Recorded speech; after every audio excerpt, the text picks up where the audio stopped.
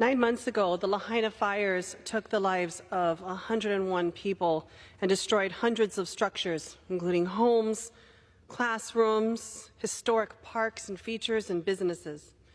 And while we've come a long way to repair the physical damage inflicted upon our community, the trauma and emotional pain from the fires continues to take root in the lives of our Maui ohana. First responders and disaster workers and volunteers are on the front lines and have been there from day one, delivering physical and emotional support to our people and families during this time of crisis. And while we know they often, and you've heard this from the previous speaker, while they often put the needs of others before themselves, the reality is they too need help dealing with the challenges and the dangers that come with the experiences and the things that they see every day on the job, the situations that they are faced with. You know, I'll digress a bit and tell you some stories of things that I saw in the first days, weeks, and even months after the fires. It was not uncommon for me to come across even some of the top brass and leadership of our emergency management or our fire department or our police department, and they would stop me.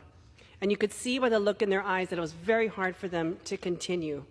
As they talked about the things they saw, as they talked about the experiences that they went through as victims and survivors themselves, and many of them asking me, how can I go on? What do I do now? I need help too. Statistically, sadly, we know that police officers and firefighters, first responders, find themselves in this very situation time and time again. We know that these first responders are more likely to die from suicide than in the line of duty, and that depression and PTSD are up to 5 times more common in first responders. Unfortunately, there are only a limited number of services and resources available specifically to address the mental health needs of our first responders. And too often, first responders are directed to services that fail to meet them where they are at and are inadequate to support their mental health and well-being, to truly understand the situation that they are dealing with every single day, reliving the trauma, reliving the moment that they've experienced, and yet on the surface, having to put up that happy face and continue to serve the public. This is unacceptable. That's why I introduced the Care for First Responders Act, which would make sure first responders and disaster workers and volunteers have immediate access to on-site specialized crisis counseling services and resources. Our bill would also establish a peer support program at a national hotline to provide 24/7 confidential, comprehensive crisis services to first responders and their loved ones. Every day, these brave individuals risk their lives to keep our communities safe. They are our superheroes, but they are still human. All of us need to be there for them.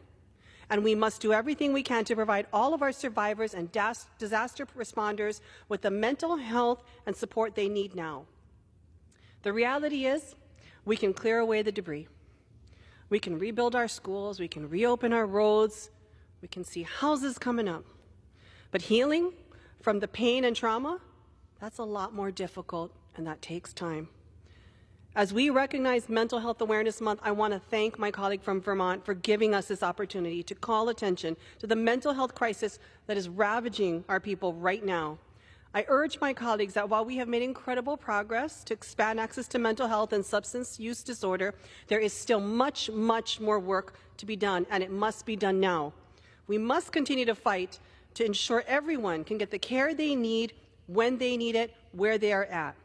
We must pass critical life-saving measures like H.R. 6415, our Care for First Responders Act, a truly bipartisan measure with 44 co-sponsors from both sides of the aisle to support those who support and care and protect us every single day.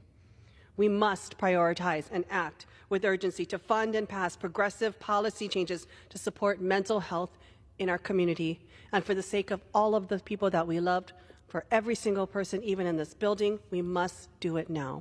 Thank you, Mr. Speaker, and I yield back.